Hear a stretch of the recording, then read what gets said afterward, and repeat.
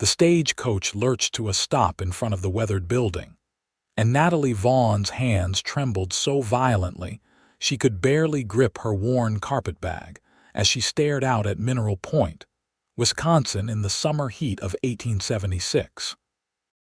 She had traveled nearly 2,000 miles from Philadelphia, answering an advertisement placed by a rancher named Kieran Irving, who sought a wife to help manage his home and share his life on the frontier. Every mile had brought her farther from the nightmare she had escaped, but closer to an uncertain future that terrified her almost as much.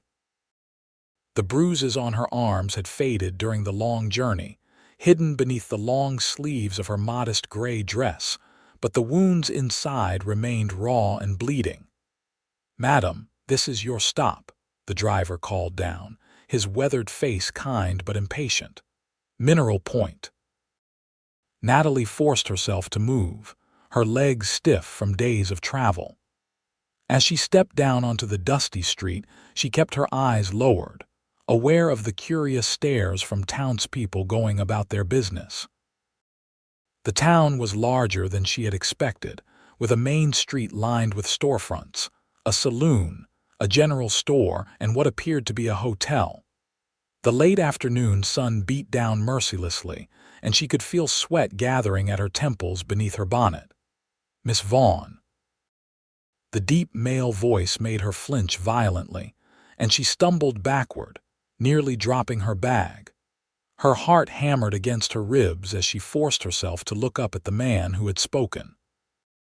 He stood a respectful distance away, his hands visible at his sides, palms slightly forward in a gesture she did not yet recognize as deliberately non-threatening.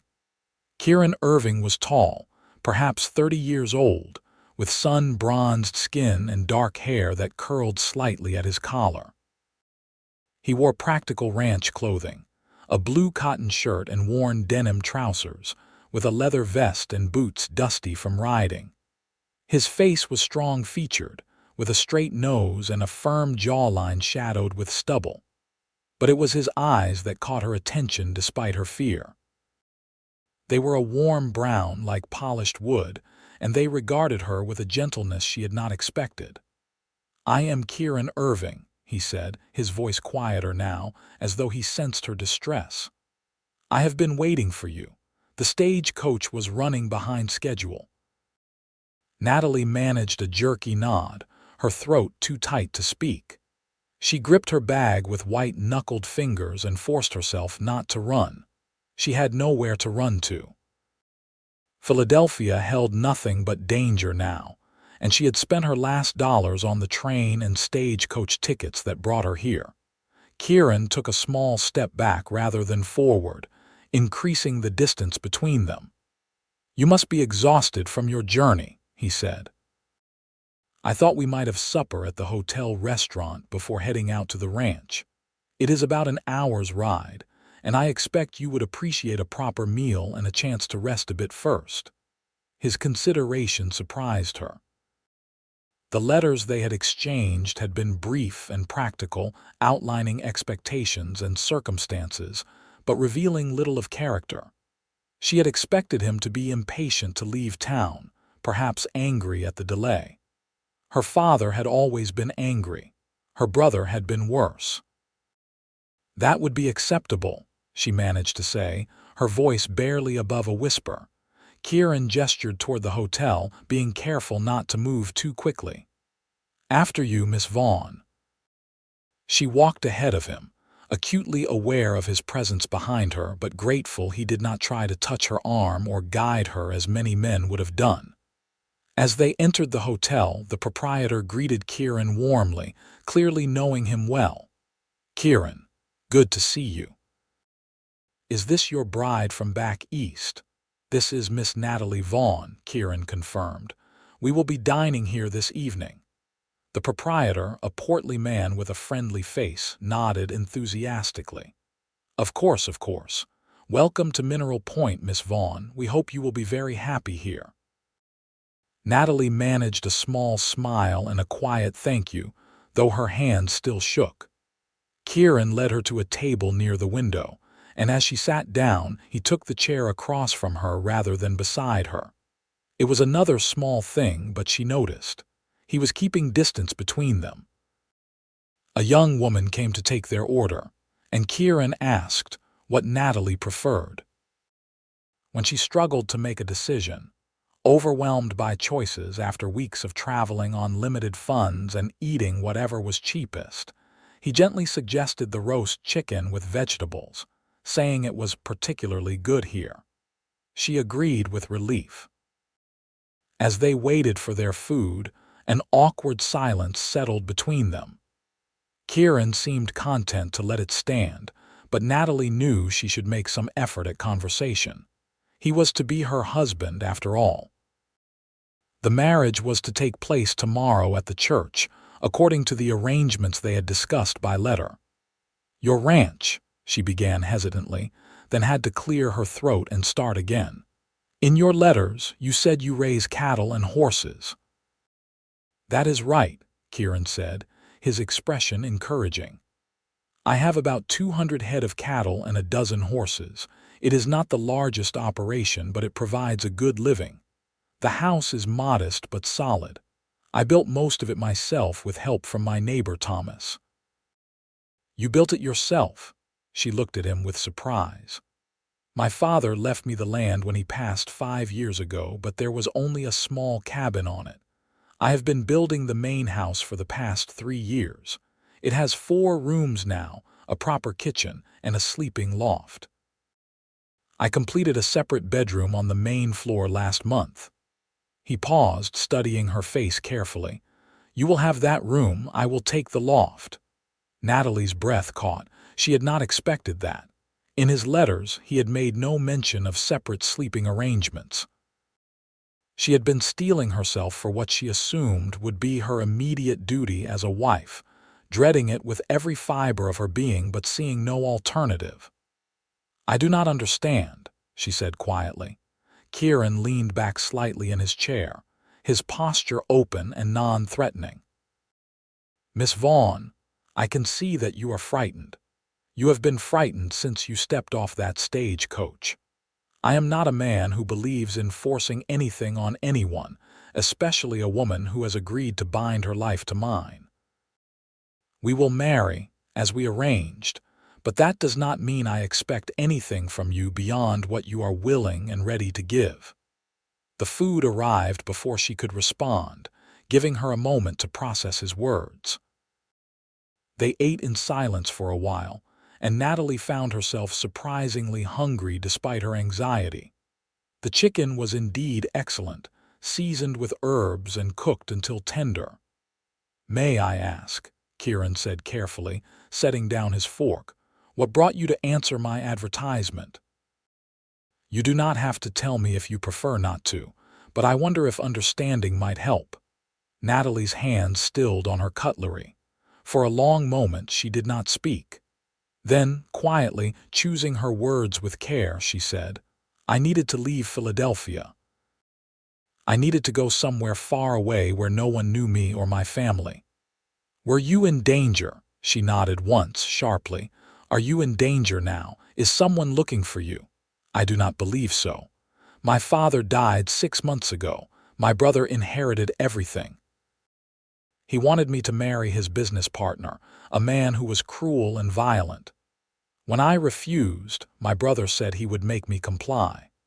He locked me in my room for weeks, and when I still refused, he began to use his fists to convince me. One night, our housekeeper helped me escape. She had a sister in New York who took me in for a while, but I knew I could not stay there. My brother might look for me there. So I used what little money I had from selling my mother's jewelry to purchase a ticket west and to place an advertisement response to yours. I needed to disappear completely." The words came out in a rush, and when she finished, she could not bear to look at his face, afraid of what she might see there. Disgust, perhaps, or anger that she had brought trouble with her. Or worse, the same cold calculation she had seen in her brother's eyes when he realized she could be controlled through fear and pain. "I am sorry that happened to you," Kieran said, and his voice was thick with genuine emotion. No one should be treated that way, especially by family who should protect them. You are safe here, Natalie. I give you my word. Whatever happens between us, whatever our marriage becomes, you will always be safe on my ranch. She finally dared to look up at him and saw nothing but sincerity in his face. Something tight in her chest loosened just slightly. I will earn your trust slowly, Kieran continued softly. I understand it cannot be given all at once, not after what you have been through. But I will work for it every day until you believe that you are truly safe. Tears pricked at her eyes and she blinked them back rapidly. She had not cried since leaving Philadelphia, afraid that once she started, she would never stop. Thank you, she whispered. They finished their meal with lighter conversation. Kieran told her about Mineral Point, which had been founded as a mining town decades earlier and still had a strong community of Cornish immigrants who had come to work the lead mines. The mines were less productive now, but the town had adapted, with many residents turning to farming and ranching. He spoke about his neighbors, particularly Thomas Gardner and his wife Mary, who lived on the adjacent property and had been close friends since Kieran had first come to the area. As the sun began to set, painting the sky in shades of orange and pink, Kieran said it was time to head to the ranch. He had brought a wagon rather than riding horseback, anticipating that she might have luggage and would be more comfortable in a wagon after her long journey. Natalie followed him outside where a sturdy wagon waited, pulled by two large draft horses. Kieran loaded her single carpet bag into the back, and she noticed he did not comment on how little she had brought with her. Everything she owned in the world fit in that one small bag. He helped her up onto the wagon seat, offering his hand but not insisting when she hesitated. She managed to climb up with minimal assistance, and he walked around to the other side and climbed up himself. The wagon springs creaked as he settled beside her, but he kept as much distance as the seat allowed. As they drove through town and out onto the open prairie, Natalie found herself relaxing slightly. The evening air was cooling, carrying the scent of grass and wildflowers. The landscape rolled gently, so different from the cramped city streets she had known all her life. The sky seemed impossibly vast, and as twilight deepened, stars began to appear in numbers she had never imagined possible. "It is beautiful," she said without thinking. "It is," Kieran agreed. "I never tire of it. Every season has its own beauty, though winter can be harsh. But there is something about this land that feels like freedom to me, space to breathe, room to build something lasting." She understood what he meant. Already, despite her fear, she could feel that sense of space, of possibility. Here, she was not trapped in a stuffy parlor, waiting for her brother to return with another lecture or another fist. She was not a prisoner to be sold off to the highest bidder. Here, perhaps, she could be something else entirely. The ranch came into view as the last light faded from the sky. The house was larger than she had expected from his description, a solid structure of wood with a wide porch across the front. Lamplight glowed warm in the windows. Nearby stood a large barn and several other outbuildings, all well maintained. "I lit the lamps before I left to meet you," Kieran explained as he brought the wagon to a stop. "I wanted the house to be welcoming." He jumped down and came around to help her, but again, he did not insist when she managed to climb down on her own. He retrieved her bag and led her to the front door, which he opened with a gesture for her to enter first. The interior was simple but comfortable. The main room served as both kitchen and living area, with a cast iron stove, a sturdy table with 4 chairs, and a pair of rocking chairs near a stone fireplace. Colorful rag rugs covered the wooden floor, and calico curtains hung at the windows. Everything was clean and orderly, though clearly the home of a working rancher rather than a refined household. "This is the main room," Kieran said, setting her bag down. "Through there is the bedroom I prepared for you." He indicated a door on the far wall. "It has a bed, a dresser, and a washing stand. There are quilts in the chest if you need extra blankets, though it is summer now, so you likely will not. The door has a bolt on the inside. You can lock it whenever you wish." Natalie walked to the door and looked inside. The room was small but pleasant, with a brass bed covered in a wedding ring quilt, a tall dresser, and a stand with a ceramic pitcher and basin painted with blue flowers. A small window looked out toward the east, and through it she could see the first stars of the evening. "The loft is there," Kieran continued, pointing to a ladder that led to an open space above the main room. "That is where I sleep. There is an outhouse about 50 feet behind the house. I know it is not as convenient as indoor plumbing, but that is the reality of ranch life. I keep a chamber pot in your room for nighttime use. I empty and clean it every morning." She turned to look at him in surprise. "You do not expect me to do that. It is your chamber pot," he said simply. "I have always tended my own needs. I see no reason you should tend mine." It was such a small thing, but it spoke volumes. Her father would have been outraged at the suggestion he empty his own chamber pot. Her brother had servants for such tasks and treated them with contempt. "I should show you the barn before it gets too dark," Kieran said. "You should know where everything is." She followed him back outside and across the yard to the barn. Inside, the clean smell of hay and horses greeted them. A lantern hung from a beam, casting golden light over the stalls.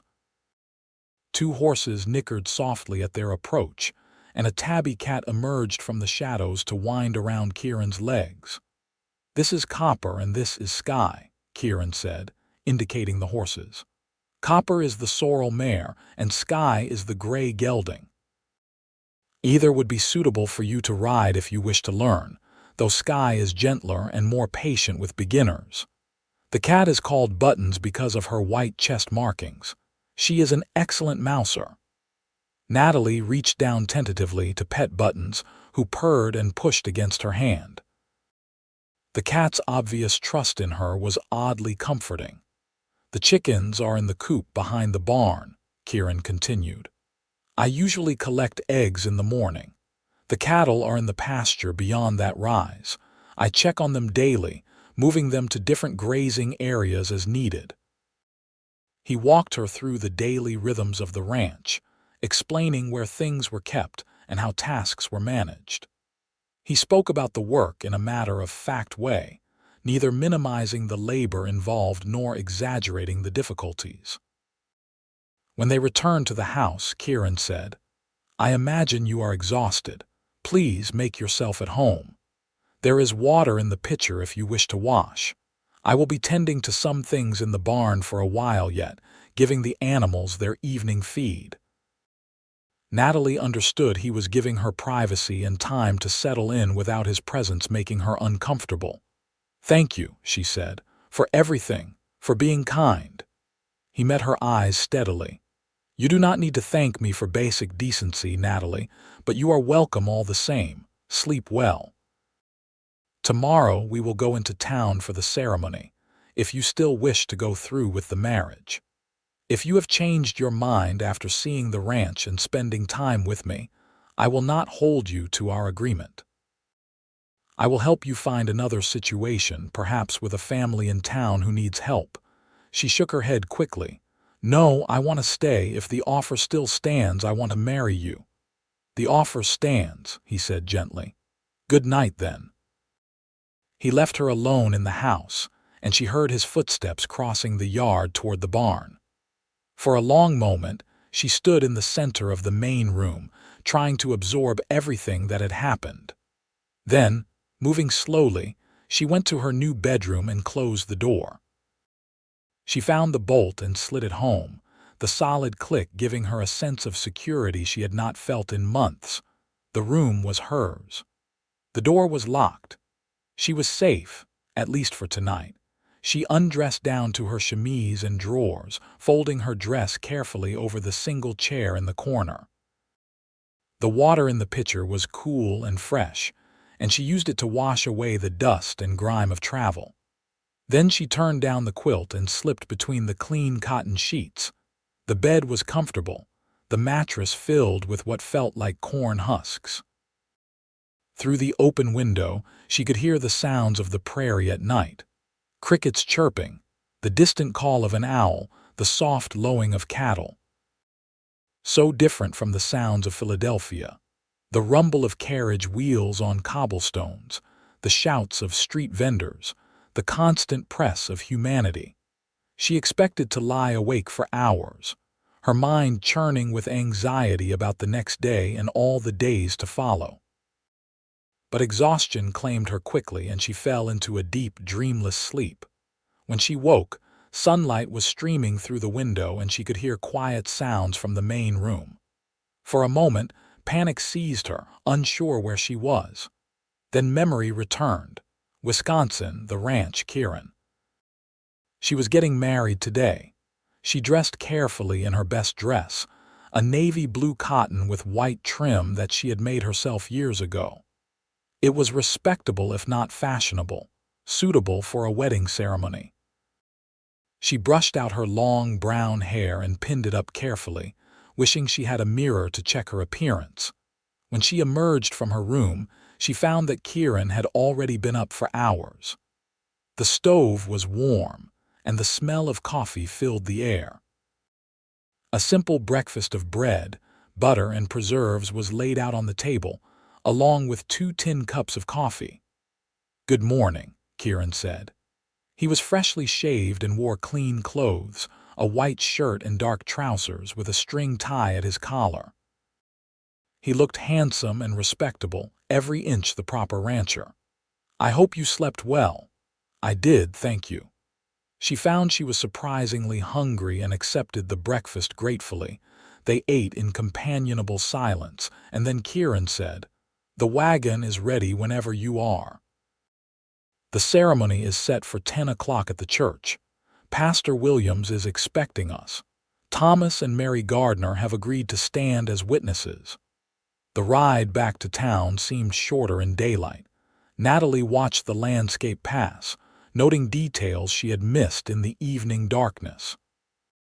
Wildflowers dotted the prairie in splashes of yellow and purple. Hawks circled lazily overhead. In the distance, she could see other homesteads, thin streams of smoke rising from chimneys. The church was a simple white building with a modest steeple. Pastor Williams met them at the door, a middle-aged man with a gentle smile and kind eyes. Inside, Thomas and Mary Gardner were already waiting. Mary, a woman in her early 40s with graying blonde hair and a warm expression, came forward immediately to greet Natalie. "Welcome, my dear," she said, taking both of Natalie's hands in hers. "Kieran has told us so much about you. We are delighted to have you as our neighbor." Natalie managed a smile, though her heart was racing. This was really happening. In a few minutes, she would be married to a man she had met less than 24 hours ago. The ceremony was brief and simple. Pastor Williams read from the Bible about love and commitment, about building a life together on a foundation of mutual respect and care. Kieran spoke his vows in a clear, steady voice, promising to honor and protect her, to provide for her needs, and to be faithful to her all his days. When it was her turn, Natalie's voice shook, but she managed to repeat the words. To love, honor, and cherish. To be a faithful wife. To join her life with his for better or worse. Then Kieran was sliding a simple gold band onto her finger, and Pastor Williams was pronouncing them husband and wife. Kieran looked at her questioningly, and she understood he was asking permission. She nodded slightly, and he leaned down to brush a chaste kiss across her cheek, not her lips. Even now, Even in this moment when he had every right to claim a kiss, he was giving her choice. Mary insisted on hosting a small wedding meal at her home, and Natalie found herself swept along in the older woman's cheerful competence. The Gardner home was similar to Kieran's, a comfortable ranch house filled with evidence of long years of married life. Photographs hung on the walls, showing Mary and Thomas at various stages of their marriage, along with pictures of what appeared to be grown children. "We have 3 children," Mary explained as she set out cold chicken, fresh bread, and various preserves. "Our eldest, Samuel, runs a freight business in Madison. Our daughter, Catherine, married a lawyer and lives in Milwaukee. And our youngest, James, is studying to be a doctor in Chicago. We are very proud of them, though we miss having them close." "You must miss them terribly," Natalie said. "We do, but that is the way of things. Children grow and make their own lives. But that leaves Thomas and me rattling around in this big house by ourselves, which is why I am so delighted to have another young woman nearby. I hope we will become good friends." The genuine warmth in Mary's voice touched something in Natalie. She had not had a real friend in years. Her mother had died when she was 15, and after that, her father had kept her isolated, claiming it was improper for a young lady to socialize without her mother as a chaperone. Later, her brother had maintained that isolation for his own controlling purposes. "I would like that very much," Natalie said quietly. The meal was pleasant, filled with easy conversation. Thomas was a jovial man with a booming laugh, and he and Kieran obviously shared a close friendship built over years of neighboring. They discussed cattle prices and weather predictions, and Thomas told amusing stories about various mishaps on his own ranch. "Kieran is one of the best horsemen I have ever known," Thomas said at one point. "He has a gift for understanding animals, especially horses. If you want to learn to ride, you could not have a better teacher." "I have never ridden a horse," Natalie admitted. "In Philadelphia, we took carriages when we needed to travel." "Oh, you will love it once you learn," Mary said enthusiastically. "There is nothing quite like riding across the prairie with the wind in your hair, feeling that sense of freedom." "I still ride regularly, though Thomas says I am getting too old for such things." "I say no such thing," Thomas protested. "I merely suggest you might take the gentler horses now instead of that wild mare you insist on riding." They all laughed, and Natalie felt herself relaxing slightly. This was what family could be, she realized. Not fear and control and violence, but this easy warmth, this gentle teasing, this genuine care for one another's well-being. As the afternoon wore on, Kieran mentioned that they should return to the ranch to tend the animals. Mary hugged Natalie warmly and made her promise to visit soon. Thomas shook Kieran's hand and clapped him on the shoulder with obvious affection. The ride back to the ranch was quiet, but it was a comfortable quiet rather than an anxious one. Natalie found herself studying her new husband from the corner of her eye. His hands on the reins were competent and steady, his posture relaxed. He had been nothing but kind and patient with her, giving her space and respect even when he had every legal right to demand compliance. "What are you thinking?" Kieran asked, glancing over at her. "That I am grateful," she said honestly. "That you are not what I feared you might be." "What did you fear?" "That you would be like my father and brother, that the kindness in your letters was a deception to lure me here. That once we were married, you would reveal your true nature and I would be trapped again with no escape." Kieran was quiet for a long moment, his jaw tight. When he finally spoke, his voice was rough with emotion. "I cannot promise I will never make mistakes or disappoint you. I am human and flawed like anyone else. But I can promise I will never raise a hand to you in anger. I will never use my strength to intimidate or control you. And if you ever want to leave, if you ever decide this life is not what you want, I will help you go, even though it would break my heart." Tears spilled down her cheeks before she could stop them. She turned her face away, embarrassed by her lack of control. But Kieran simply pulled a clean handkerchief from his pocket and handed it to her without comment. When they reached the ranch, Kieran helped her down from the wagon and then went to tend the horses. Natalie went into the house, unsure what to do with herself. She was married now. This was her home, but she did not yet know what her role should be, what was expected of her. She decided to start with something simple and familiar. In the kitchen area, she found flour, salt, and lard, along with sourdough starter in a covered crock. She could make bread.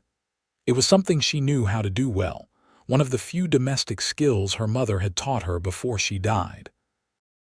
When Kieran came in from the barn an hour later, he found her kneading dough at the kitchen table. He stopped in the doorway, surprise crossing his face. "You do not have to do that," he said. "I know today has been overwhelming. You should rest." "I wanted to," Natalie said. "I wanted to contribute something, to feel useful." He came closer, watching her capable hands working the dough. "You make bread." "My mother taught me. She said every woman should know how to make a good loaf of bread, no matter her station in life. After she died, I used to make it in secret, late at night in the kitchen. It was one of the few things that brought me comfort." "Then I am grateful for it," Kieran said. "My own bread-making skills are minimal at best. I usually end up with something that could double as a weapon." A small laugh escaped her, surprising them both. It was the first time she had laughed since arriving in Wisconsin, possibly the first genuine laugh in months. The afternoon passed quietly. Natalie shaped the bread into loaves and set them to rise while Kieran worked on mending tack in the barn. When he came in for supper, she had fried bacon and potatoes, simple fare but filling. They ate together at the table, and Kieran praised her cooking sincerely. As darkness fell and the lamps were lit, an awkwardness descended. This was their wedding night, Natalie realized with a jolt of anxiety. Even with Kieran's earlier promises, surely he would expect certain things. They were married now, legally bound. But Kieran simply stood and said, "I am sure you are tired. I will be up early to tend the animals, but please sleep as long as you need. There is no rush to establish routines. We have time to figure out how our household will run." He climbed the ladder to the loft without another word, and Natalie heard the creak of his bed as he settled in for the night. She sat for a moment longer, processing this unexpected consideration, and then went to her own room.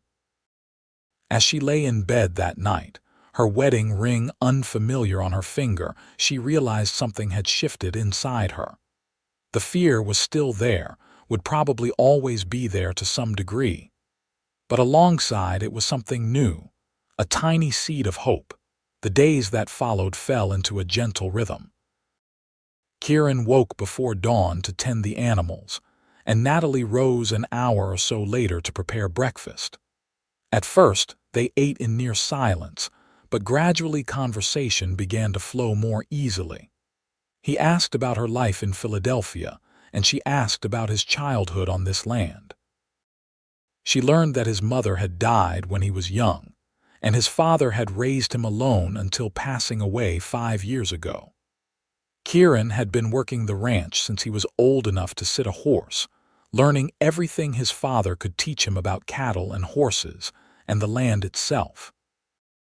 "My father was a good man," Kieran said one morning as they sat over coffee. "Stern but fair. He taught me to respect all living things, to never take more than I needed from the land, and to always keep my word. He would have liked you, I think." "Why do you say that?" "He valued courage, and it takes tremendous courage to do what you did. To leave everything familiar and travel across the country to start over with a stranger. That is not the action of a weak person." Natalie had never thought of herself as courageous. She had felt like a coward, running away instead of standing up to her brother. But perhaps Kieran was right.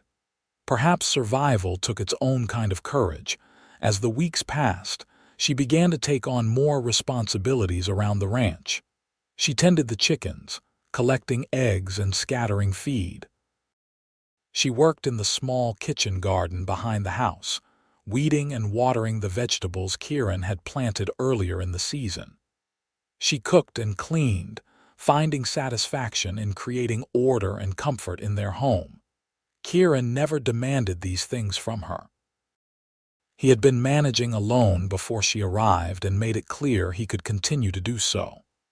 But she wanted to contribute, wanted to feel like a true partner in their life together rather than a burden to be carried.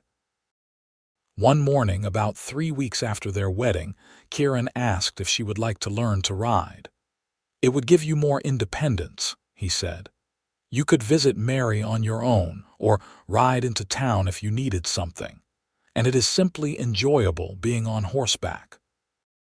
Natalie's first instinct was to refuse, afraid of the large animals and afraid of looking foolish. But then she thought of Mary's words about the freedom of riding across the prairie, and she found herself nodding. Kieran's face lit up with a smile that transformed his usually serious expression. "Good. We will start this afternoon when the day is cooler." He was a patient teacher, just as Thomas had promised. He showed her how to approach Sky, the gentle gray gelding, and how to speak softly to him so he would not be startled. He demonstrated how to brush the horse, explaining that this not only kept the coat clean but helped build trust between horse and rider. "Animals respond to your energy," Kieran explained as he worked. "If you are nervous, they will be nervous. If you are calm and confident, they will trust you." "But I am nervous," Natalie admitted. "I know. But you can be nervous inside while projecting calm on the outside. It gets easier with practice." He showed her how to saddle Sky, patiently explaining each strap and buckle. Then came the moment to actually mount. Kieran demonstrated first, swinging up onto the horse's back with easy grace. Then he dismounted and held Sky steady while Natalie approached. "Put your left foot in the stirrup," he instructed. "Hold the saddle horn with your left hand and the back of the saddle with your right. Then push up with your left leg and swing your right leg over." It was harder than it looked.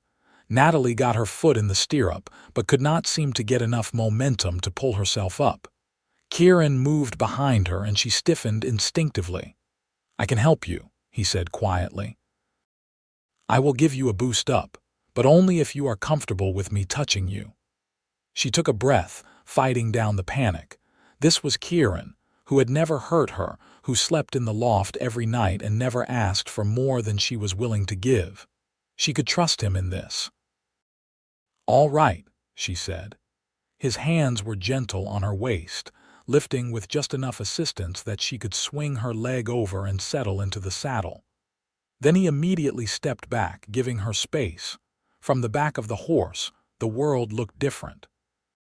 She was higher up than she had expected, and Sky felt very large and powerful beneath her. But as Kieran talked her through holding the reins and sitting properly, she began to adjust. They spent an hour that afternoon just walking around the yard, with Kieran leading Sky and offering constant guidance and encouragement. By the end, Natalie was exhausted but exhilarated. She had done it. She had gotten on a horse and not fallen off or panicked. "You are a natural," Kieran said as he helped her dismount. "We will practice every day if you like. Within a few weeks, you will be riding on your own." The riding lessons became a regular part of their routine, and Kieran was right. Each day, Natalie grew more confident. Within 2 weeks, she was riding Sky around the immediate area without Kieran leading the horse. Within a month, she took her first solo ride to the Gardner Ranch, a journey of only about 2 miles but one that filled her with enormous pride. Mary greeted her with delight and insisted she stay for lunch. As they sat in Mary's kitchen sharing cold lemonade and sandwiches, Mary said, "You look different than when you first arrived, healthier. There is color in your cheeks and light in your eyes." "I feel different," Natalie admitted. "I feel like I am becoming myself again. Or perhaps becoming who I was always meant to be. I am not sure I ever really knew myself before." "Kieran is a good man," Mary said. "We have known him since he was a boy, and we watched him grow into one of the finest men in this county. He has always been kind and honest, with a gentle heart despite his rough exterior. You are fortunate to have found each other." "I know," Natalie said softly. "I am more grateful than I can express." As summer deepened into August, the work on the ranch intensified.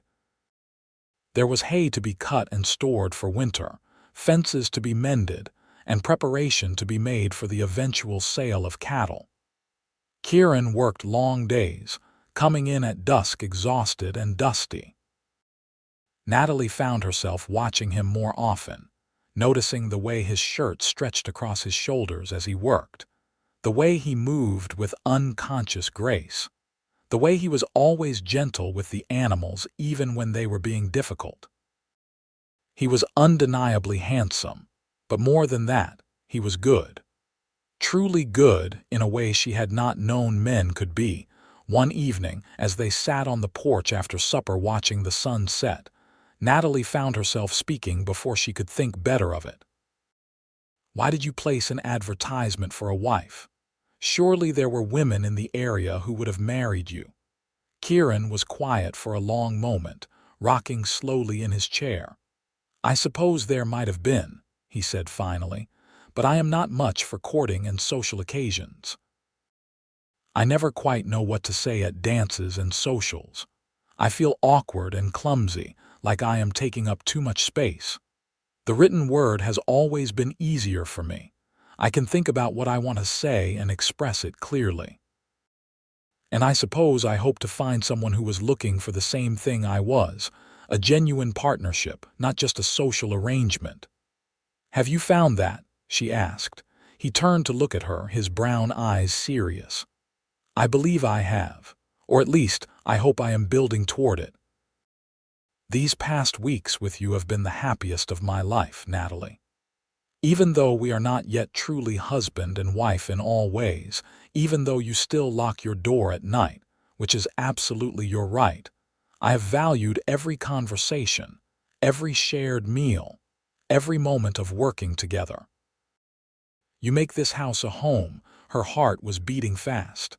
"I do not lock my door anymore," she said quietly, his rocking chair stilled. "What? I have not locked my door in over a week. I realized I did not feel the need to anymore. I trust you, Kieran." "You have earned that trust exactly as you said you would, slowly and steadily, through your actions more than your words." The expression on his face was one of wonder mixed with something deeper, something that made her breath catch. "That means more to me than I can say," he said, his voice rough. They sat in silence for a while longer, but it was charged with new energy, new possibilities. When they finally went inside for the night, Kieran climbed to the loft as always, but Natalie noticed he glanced back at her with a question in his eyes. She smiled at him, a real smile, and saw his answering smile before he disappeared into the darkness above. She lay in bed that night, staring at the ceiling, and admitted to herself what had been growing in her heart for weeks now. She was falling in love with her husband. The thought was both thrilling and terrifying. She had never expected to feel this way about anyone. After what she had been through, she had assumed her heart was too damaged for love. But Kieran had been so patient, so kind, that he had somehow reached past her defenses and planted himself firmly in her heart. The question was what to do about it. September arrived with cooler temperatures, and the knowledge that winter would not be far behind. Thomas and Kieran began planning to drive their cattle to market in Madison, a journey that would take several days. Mary assured Natalie she would be fine staying with them while the men were gone, But Natalie surprised herself by saying she would prefer to stay at the ranch and manage things there. "Are you sure?" Kieran asked, concern in his eyes. "It would be lonely, and there is always work to be done with the animals." "I can handle the animals," Natalie said with more confidence than she felt. "You have taught me well, and I will not be afraid. This is my home now. I should be able to care for it." Pride shone in Kieran's face. "Then I trust you to do so. But if you change your mind or need anything, Mary and Thomas are close by." The night before Kieran was to leave, Natalie made a special supper of roast chicken with all the trimmings. She had even attempted a pie, which turned out reasonably well. As they ate, she found herself memorizing details about him. The way he held his fork, the small scar above his left eyebrow, the way his hair fell across his forehead when he leaned forward. After supper, they sat on the porch again, a habit that had become precious to both of them. The air was crisp with the promise of autumn, and the stars were brilliant overhead. "I will miss this," Kieran said quietly. "These evenings with you. I will be gone less than a week, but it will feel much longer." "I will miss you too," Natalie said, and realized it was profoundly true. The thought of even a few days without seeing him filled her with an ache she did not quite know how to name. Kieran reached over and gently took her hand. It was the first time he had initiated such contact, and Natalie's breath caught. But she did not pull away. Instead, she turned her hand in his and laced their fingers together. They sat that way for a long time, holding hands in the darkness, neither speaking but both feeling the momentousness of this small gesture. When they finally went inside, Kieran squeezed her hand gently before releasing it. "Good night, Natalie," he said softly. "Sleep well." "Good night, Kieran." He started toward the ladder, then paused and turned back.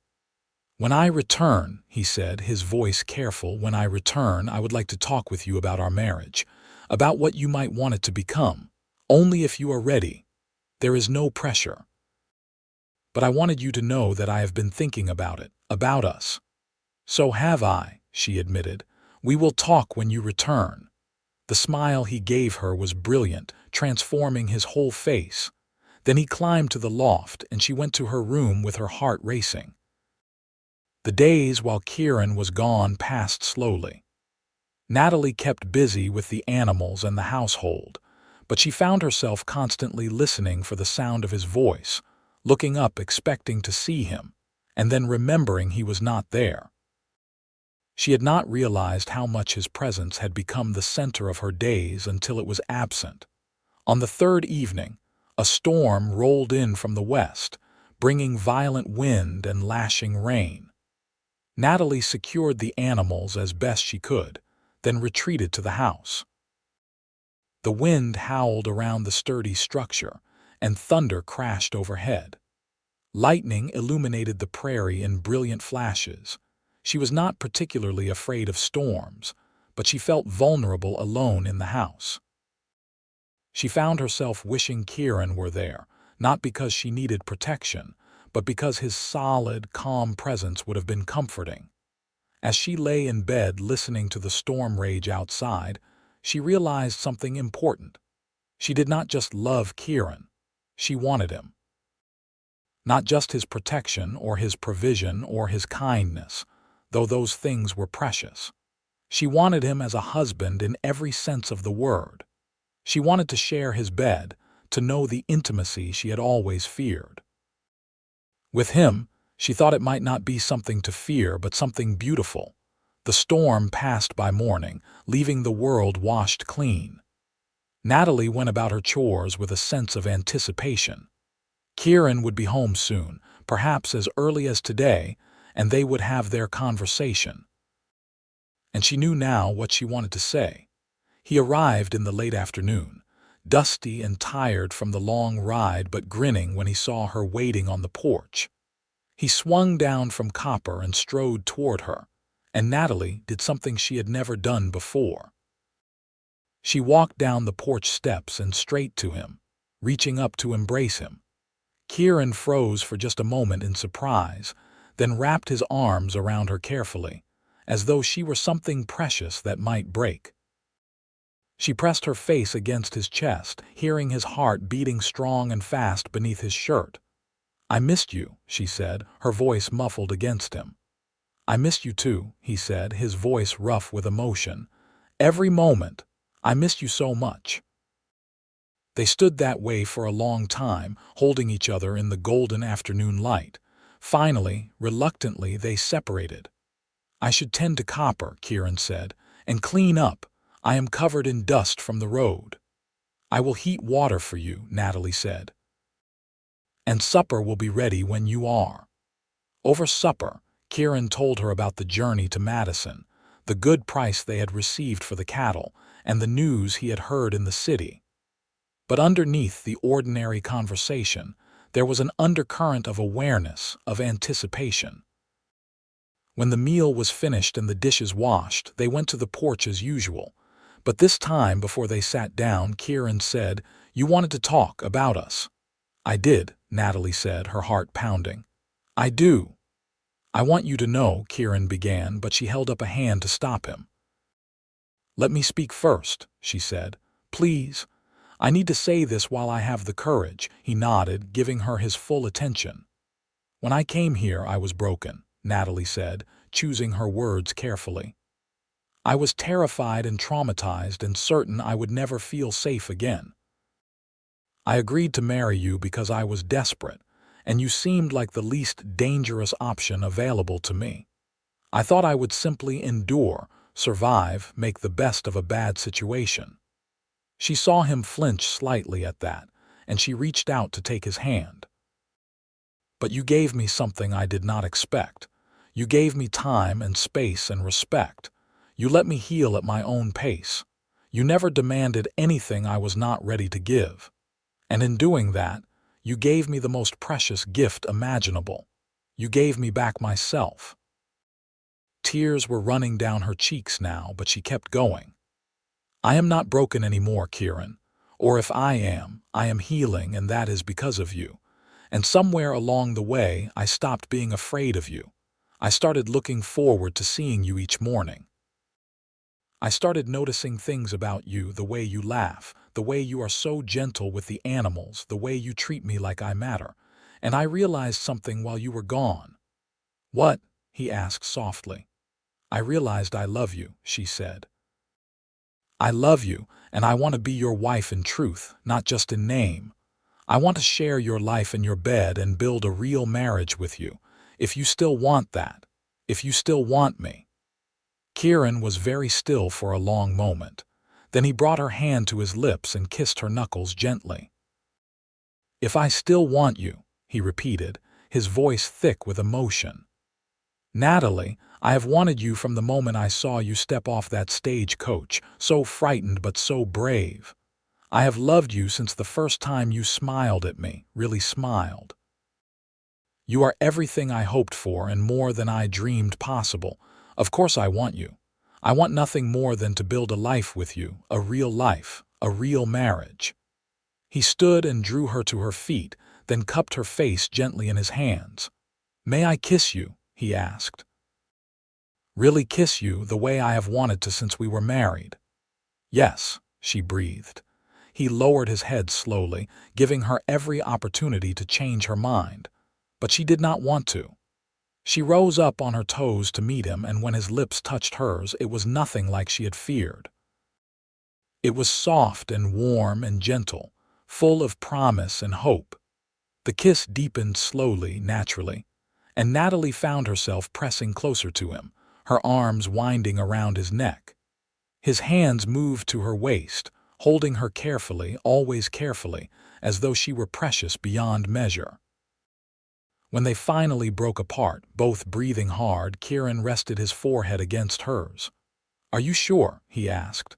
"We do not have to rush anything. We can take this as slowly as you need." "I am sure," she said.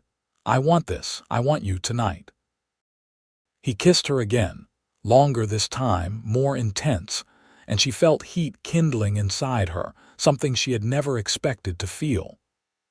When he swept her up into his arms and carried her toward the house, she laughed with pure joy. That night, in the bedroom that had been hers alone, Kieran made love to her with exquisite gentleness and patience. He took his time, learning her body, showing her pleasure she had not known existed. There were moments when old fears threatened to resurface, but he felt her tense and immediately stilled, whispering reassurance until she relaxed again. "We go only at your pace," he murmured against her skin. "Always. You are in control here. If you want to stop, we stop. No questions, no anger." But she did not want to stop. She wanted to know all of him, to join with him completely. And when they finally came together fully, becoming husband and wife in truth, it was beautiful. There was a moment of pain, but it passed quickly, replaced by a sense of rightness, of completion.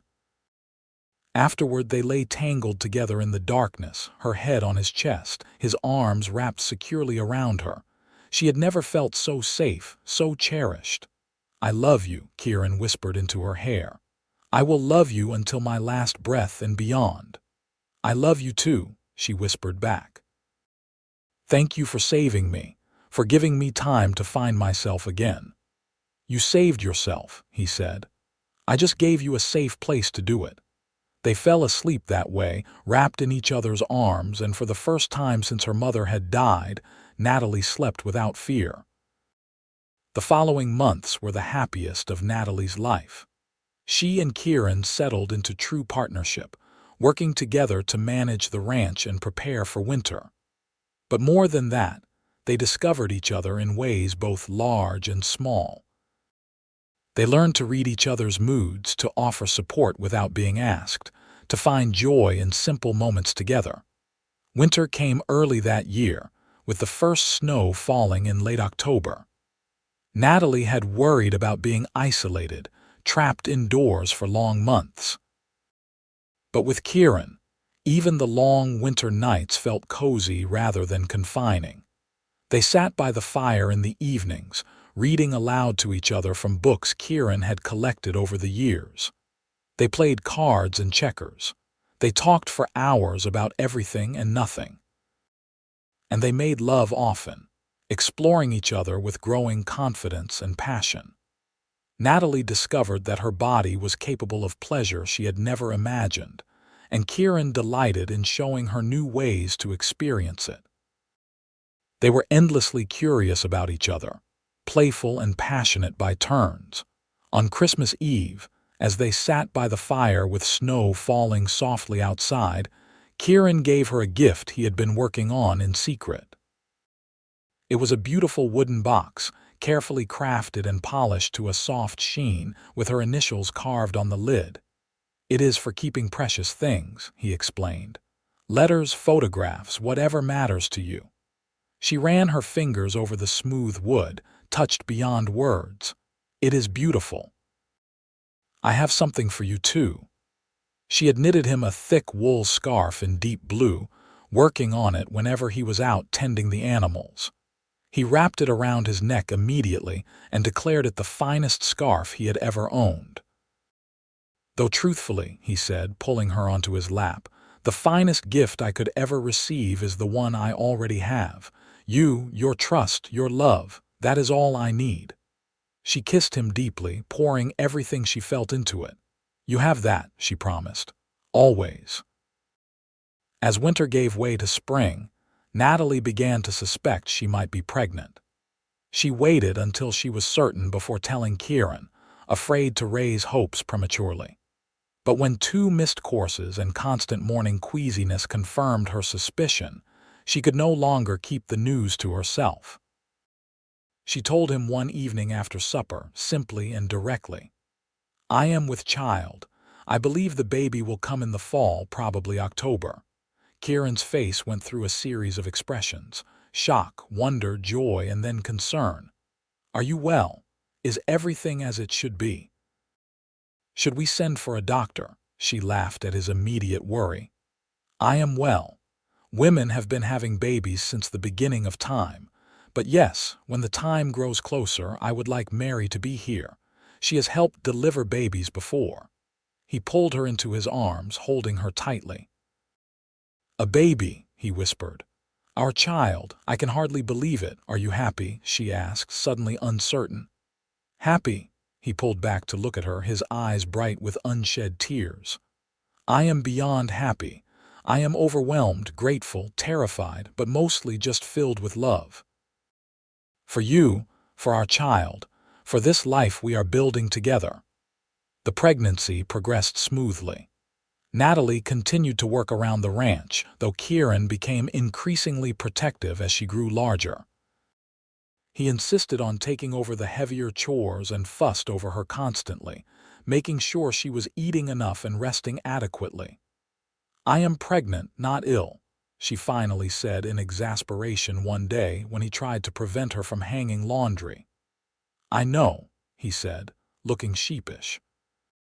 "I just want to take care of you. I worry." Her expression softened. "I know you do, and I love you for it, but I am strong, Kieran. I can still work.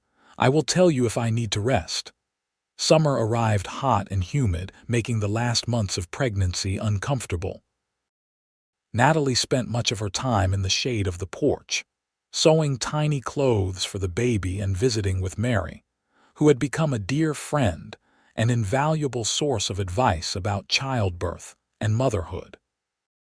In early October, as the leaves were turning gold and red, Natalie woke in the middle of the night with the first pains. She lay quietly for a while, timing them as Mary had instructed. When they became regular and closer together, she woke Kieran. He came alert immediately, all his fears evident on his face. "Is it time?" "I believe so. You should fetch Mary." He was up and dressed in minutes, riding through the darkness to the Gardner ranch.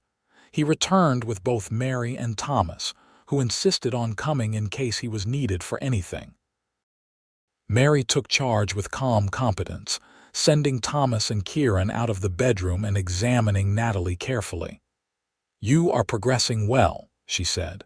"First babies often take their time, so do not be discouraged if it is many hours yet." It was indeed many hours. The labor was long and difficult, and there were moments when Natalie wondered if she had the strength to continue. But Mary was there throughout, offering encouragement and practical help. And whenever Natalie's courage flagged, she would hear Kieran's voice from beyond the door, asking if she was all right, telling her she could do this, that he loved her. Finally, as dawn broke over the prairie, their son was born. He came into the world with a lusty cry that brought tears to everyone's eyes. Mary cleaned him quickly and laid him on Natalie's chest, and when Natalie looked down at the tiny, perfect face of her child, she felt a love so overwhelming it took her breath away. "Can Kieran come in?" she asked. Mary went to fetch him, and he came through the door as though walking on sacred ground. His eyes went immediately to Natalie, checking that she was all right, and then to the bundle in her arms. His face transformed completely when he saw their son. "May I?" he asked, reaching out tentatively. Natalie carefully placed the baby in his arms, showing him how to support the head. Kieran held his son with infinite care, staring down at the tiny face in wonder. "He is perfect," Kieran whispered. "Absolutely perfect. Thank you, Natalie. Thank you for this gift." They named him Kendrick, after Kieran's father, with the middle name of Nathan. Little Kendrick was a healthy, hungry baby who quickly became the center of their world. Kieran was an attentive father, helping with the nighttime feedings and diaper changes without complaint, taking over household tasks so Natalie could rest and recover. The first year of Kendrick's life flew by in a blur of sleepless nights and precious moments. Natalie chronicled every milestone: his first smile, the first time he rolled over, his first tooth, his first words. Kieran was besotted with his son, playing with him for hours, telling him stories, carrying him around the ranch and explaining everything they saw. As Kendrick grew into a toddler, Natalie found herself pregnant again. This time, A daughter was born in the spring, and they named her Nina Rose. She had her mother's brown eyes and her father's dark curls, and from the beginning, she had a sweet, gentle disposition that contrasted with her brother's energetic curiosity. The years passed in a rhythm of work and love, challenges and triumphs. The ranch prospered under their joint management. Kieran's reputation as a horse trainer grew, and he began taking on clients from across the county who wanted him to work with their difficult animals. Natalie discovered she had a talent for keeping the ranch accounts and managing their finances, and under her careful stewardship, they were able to save money and make improvements to the property. They added more rooms to the house as their family grew. A third child, another son they named Kenneth, arrived when Kendrick was 5 and Nina was 3. The house that had once seemed so spacious now rang with children's laughter and the chaotic joy of family life. Through it all, the love between Natalie and Kieran only deepened. They still made time for evening conversations on the porch, though now children often interrupted with requests for stories or arbitration of disputes.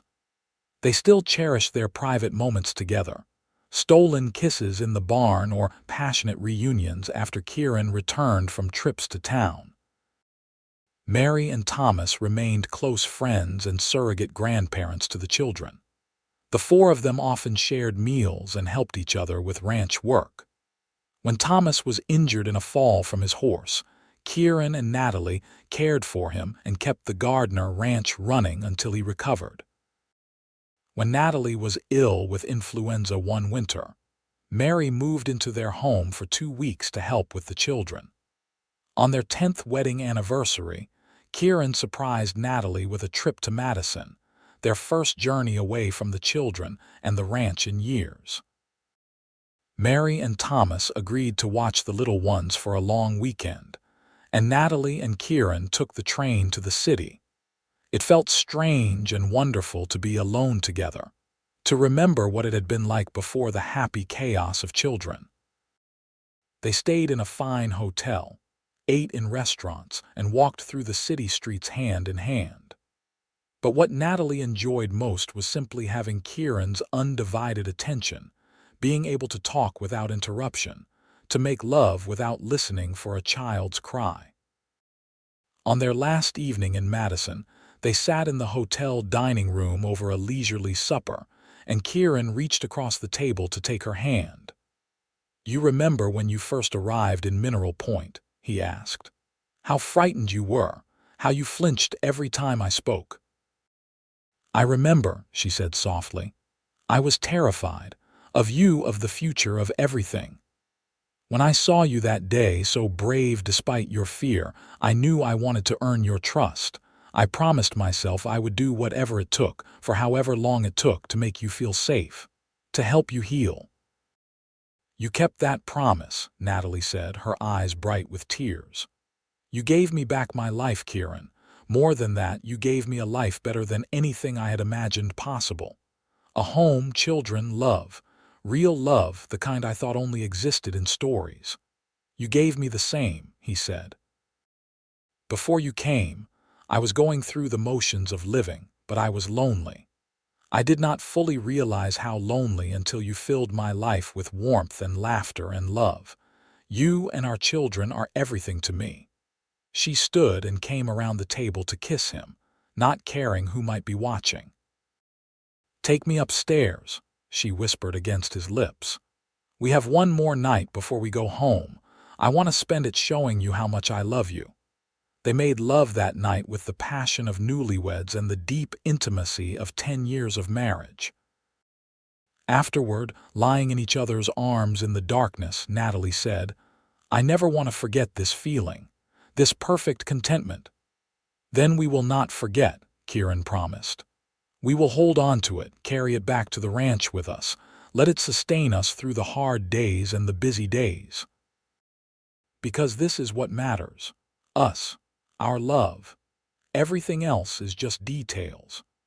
They returned home the next day to be mobbed by excited children who had missed them desperately, despite the excellent care provided by Mary and Thomas.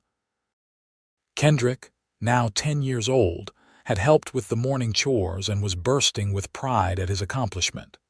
Nina, 8, had made them a welcome home banner from paper and ribbons. Little Kenneth, 5, simply clung to his mother's skirts and refused to let go for the rest of the day. That night, after the children were finally asleep, Natalie and Kieran sat on their porch as they had done thousands of times before. The stars were brilliant overhead, and the night air was sweet with the scent of the prairie in summer. "This is everything I never knew I wanted," Natalie said quietly. "Everything I never dared dream of: peace, safety, love, family, a place where I belong." Kieran pulled her close and she rested her head on his shoulder.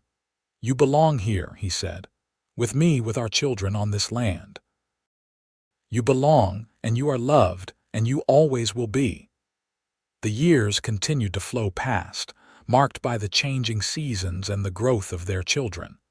Kendrick grew tall and strong, with his father's way with horses and his mother's quick mind.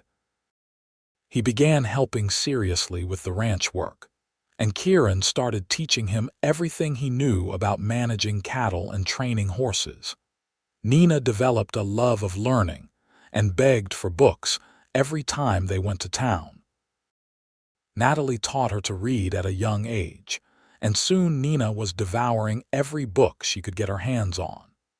She talked about becoming a teacher someday, and Natalie and Kieran encouraged her ambitions even as they wondered how they would manage when she inevitably left for school. Kenneth was the charmer of the family, with an easy smile and a talent for making friends. He followed his older brother everywhere, trying to help with the ranch work even when he was still too small to be much actual assistance. His laughter rang out constantly, bringing joy to everyone around him. When Natalie was 35 and Kieran 37, they welcomed their fourth and final child, another daughter they named Nora Me. The pregnancy and birth were harder than the previous ones, and the doctor advised that this should be their last child. Natalie was content with that. Their family felt complete. Nora was a surprise in every way, colicky and demanding as an infant, but growing into a spirited, strong-willed child who kept her parents on their toes. She inherited her mother's determination and her father's stubbornness, a combination that led to many battles of will, but also to a fierce independence they had to admire. Through all the years, through all the challenges of raising children and running a ranch, through harsh winters and drought years and occasional sickness, Natalie and Kieran's love remained the foundation everything else was built upon. They still made time for each other, still prioritized their marriage even as they poured energy into parenting. They knew that the best gift they could give their children was the example of a strong, loving marriage. On their 20th anniversary, their children planned a surprise celebration. Kendrick, now 20 years old and essentially running much of the ranch work, organized a gathering of neighbors and friends. Nina, 18 and preparing to leave for teacher training in Madison, made an elaborate cake with Mary's help.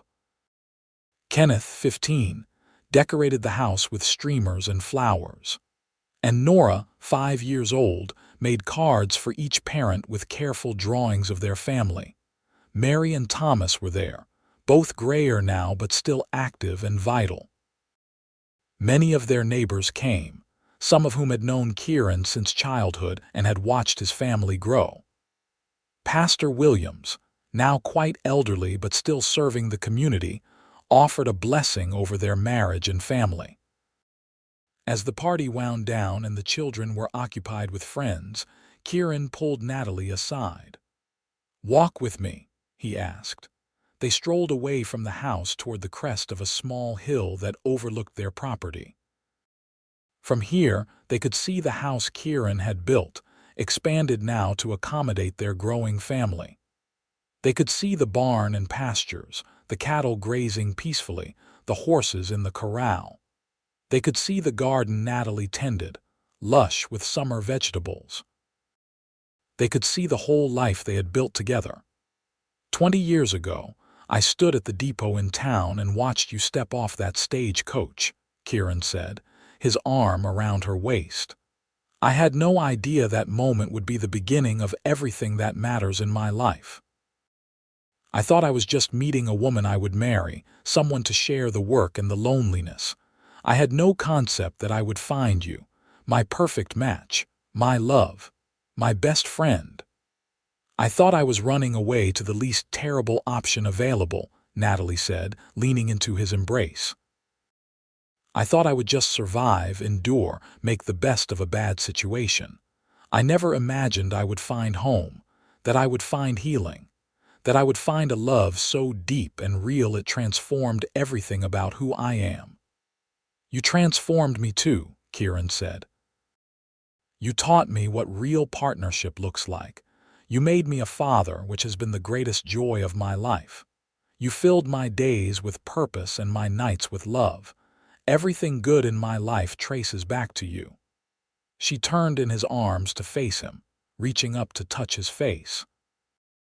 There was gray in his hair now, lines around his eyes from years of squinting into the sun. But to her, he was as handsome as the day they met. More so, because now she knew the beautiful soul that lived behind those warm brown eyes. I love you, she said simply. I have loved you for so long now that I cannot remember what it felt like not to love you. You are the best man I have ever known, the best husband, the best father. You kept your promise to earn my trust slowly, and in doing so, you won my heart completely.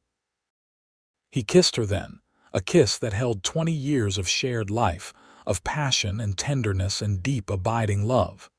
When they finally broke apart, both had tears on their cheeks. 20 more years, Kieran said, and 20 after that if God grants us the time. I want to grow old with you, Natalie. I want to see our grandchildren born and watch our children build their own lives. I want to sit on that porch when we are ancient and gray and look back on a life well lived together. That sounds perfect, she agreed. That sounds like everything. They stood together on the hilltop as the sun began to set, painting the sky in brilliant shades of orange and pink and gold. From the house below, they could hear laughter and music, the sounds of their children and friends celebrating. But up here, it was just the two of them, as it had been in the beginning, as it would be always. Natalie thought back to that terrified young woman who had stepped off the stagecoach 20 years ago, broken and frightened and certain she would never feel safe again. If she could speak to that woman now, she would tell her that everything would be all right, better than all right. She would tell her that the man waiting at the depot would keep every promise he made. He would earn her trust slowly, and in doing so, would give her the most precious gift imaginable, a life filled with love. The years continued their steady march forward. Kendrick married a lovely young woman named Elizabeth, a farmer's daughter from the next county, and they settled on a portion of the Irving land that Kieran deeded to them as a wedding gift. Within a year, they made Natalie and Kieran grandparents for the first time with the birth of a daughter, Sarah. Nina completed her teacher training and took a position at the schoolhouse in Mineral Point. She boarded with a family in town during the week, but came home every weekend, refusing proposals from several young men who sought her hand. I am not ready to marry, she told her parents. I want to teach and be independent for a while. I will know when I meet the right person.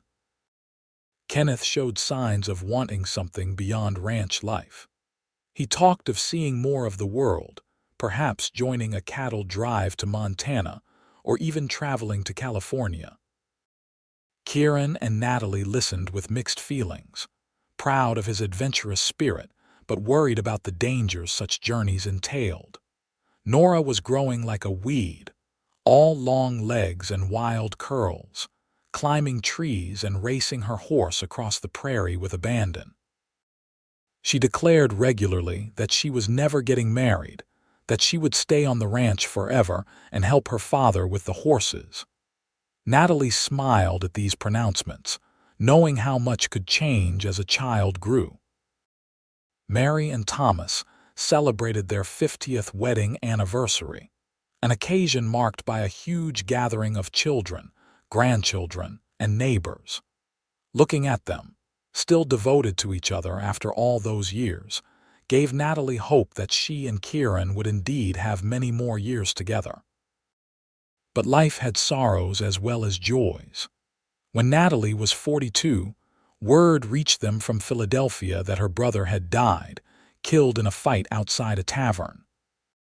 She felt very little at the news, only a distant sadness for what he might have been if he had been different, and profound relief that he could never threaten her again. A few years later, Thomas passed away peacefully in his sleep, and Mary was devastated. She leaned heavily on Kieran and Natalie during her grief, and they welcomed her into their home for several months until she felt ready to return to her own ranch. Even then, she spent most days with them, becoming even more like a grandmother to their children. As Kieran and Natalie entered their 50s, they began to slow down, letting their children take on more of the physical labor while they focused on management and planning. Kieran still trained horses, but now he often had Kendrick do the initial work while he supervised and offered advice. Natalie still managed the household and accounts, but Nina helped with the bookkeeping when she was home. They had moments of worry. Kenneth did eventually join a cattle drive, and they spent months anxious for his safety until he returned home, full of stories and ready to settle down on the ranch. He married shortly after, and he and his bride built a small house on the property, close enough to help with work but far enough for independence. Nina finally met someone who caught her interest, a lawyer visiting from Chicago who was charmed by the intelligent, outspoken schoolteacher. Their courtship was conducted largely through letters, which Nina read aloud to her mother in the evenings. When he proposed, she accepted, though she made it clear she intended to continue teaching. They married in a lovely ceremony at the church in Mineral Point, and she moved to Chicago, leaving a hole in the daily life of the ranch that everyone felt keenly. Nora, true to her word, showed no interest in leaving. She became an accomplished horsewoman with nearly as much skill as her father. She worked alongside her brothers on the ranch, refusing to be limited by her gender. Kieran and Natalie supported her independence, though they sometimes worried she was limiting herself by staying so close to home. On their 30th anniversary, Kieran gave Natalie a portrait he had commissioned. It showed the two of them on their porch, surrounded by their children and grandchildren, with the ranch spread out behind them. The artist had captured something essential, the love and pride and contentment in every face. "This is our legacy," Kieran said as they looked at it together. "Not just the land or the house or the cattle. This, our family, our love. Everything we built together from that first day when you stepped off the stagecoach and I promised to earn your trust slowly." "You did more than earn my trust," Natalie said softly. "You gave me a life beyond my wildest dreams. You gave me love and safety and children and purpose. You gave me everything." They hung the portrait in the place of honor above the fireplace, where it remained for the rest of their lives. As they aged into their 60s, Kieran and Natalie stepped back further from the daily operations of the ranch. Kendrick was the primary manager now, with Kenneth helping and even young Nora taking on increasing responsibility. It gave Kieran and Natalie time to simply enjoy each other, to take long walks across the prairie, to read together, to sit on their beloved porch and watch the sunset. Grandchildren multiplied, bringing new joy and chaos to family gatherings. The house was filled with noise and laughter whenever everyone came together, which was often. Sunday dinners became a tradition, with 3 generations gathering around an expanded table, sharing food and stories and love. Mary lived to see her 90th birthday, still sharp-minded and quick-witted to the end. When she passed peacefully surrounded by everyone who loved her, Natalie mourned deeply. Mary had been the first person to show her true friendship in her new life, and the loss left a void. But life continued, as it always does. More grandchildren arrived. Nina's eldest daughter showed signs of becoming a doctor, encouraged by her parents and grandparents alike. Kendrick's sons were being trained in ranch management, the next generation preparing to take over. Kenneth's twins, a boy and a girl, were still young but already showing distinct personalities. When Kieran was 65 and Natalie 63, they decided to make a significant change. They signed over primary ownership of the ranch to Kendrick, while retaining the house and enough land for a small garden. It was time, they agreed, to let the next generation fully take charge. "It is strange," Kieran said one evening as they sat on the porch, "not to feel the weight of responsibility for every animal, every decision. But it is also freeing. I am proud of what we built, and prouder still that our children are ready to carry it forward." "We did well," Natalie agreed. "With the ranch, with our children, with our life together. We did very well indeed." They continued in this way for several more years, gradually slowing but still vital and engaged with their family. They celebrated their 40th anniversary surrounded by children, grandchildren, and even a few great-grandchildren. The party was enormous, with friends and neighbors from across the county attending. Pastor Williams's successor, a young man named Reverend Matthews, offered a blessing over their marriage. 40 years ago, this couple began a journey together, he said. Built on trust and respect, their love has grown into something remarkable.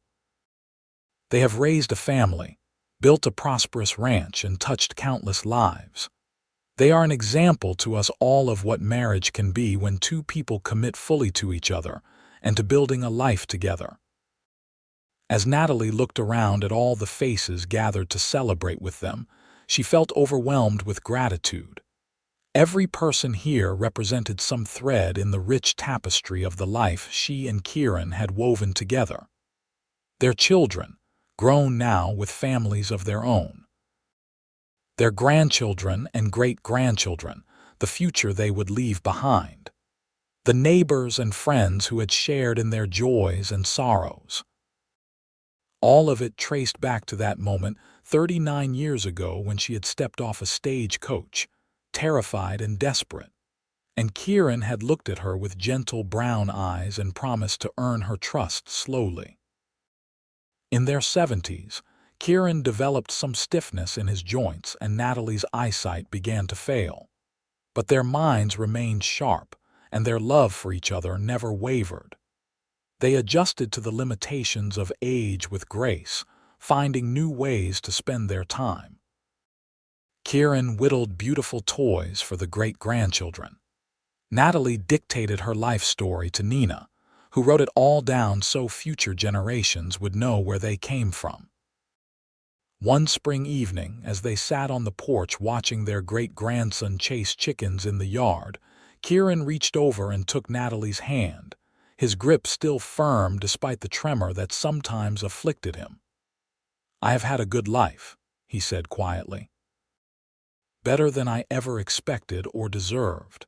And it is all because you took a chance on a rancher's advertisement and traveled all this way. Everything good traces back to that moment to you." "We made a good life together," Natalie corrected gently. "Not you, not me, but us. That was always the key.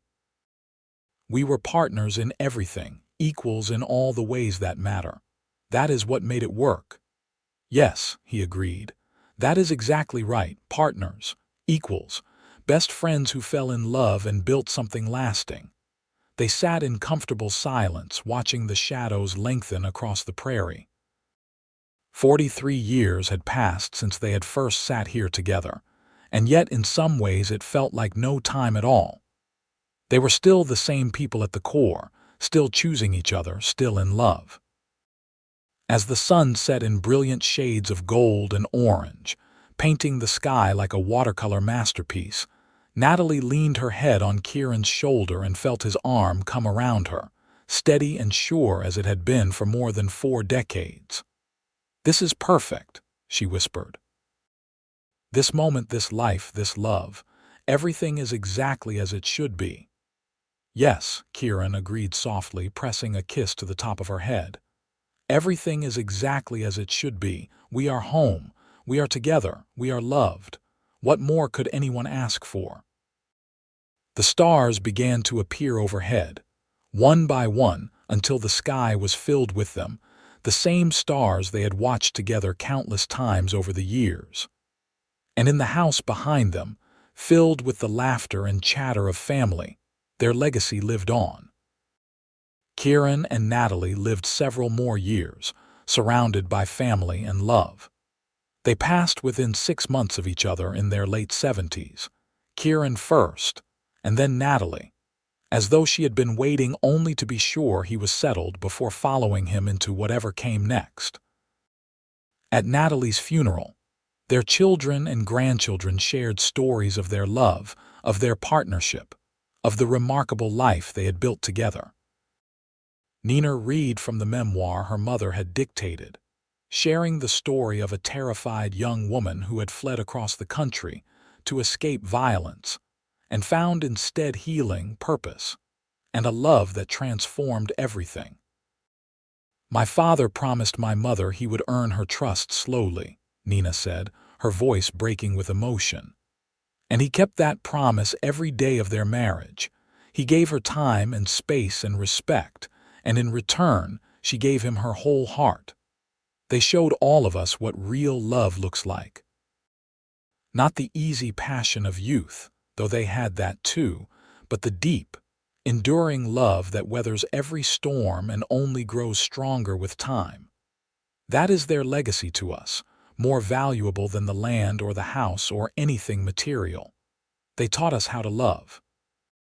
The family gathered afterward at the ranch that Kieran and Natalie had built, and as the sun set over the prairie, they stood together in silence, remembering and grieving and celebrating 2 lives well lived. And if a breeze seemed to whisper across the porch where 2 rocking chairs sat empty, rocking slightly as though invisible hands had just stood up to embrace, well, no one could say for certain. But every person there felt it. The love that Kieran and Natalie had shared was still present, still tangible, still blessing everyone it touched. Their love had started with fear and patience, with trust earned slowly and deliberately. But it had grown into something magnificent, something that would echo through generations, a testament to the power of kindness, respect, and choosing each other every single day. The stars came out over the prairie, brilliant and eternal, watching over the ranch and the family that continued to thrive there. All of it built on the foundation of a love that began with a cowboy's whispered promise to a terrified mail-order bride. "I will earn your trust slowly." And he had. And in doing so, he had given her the world.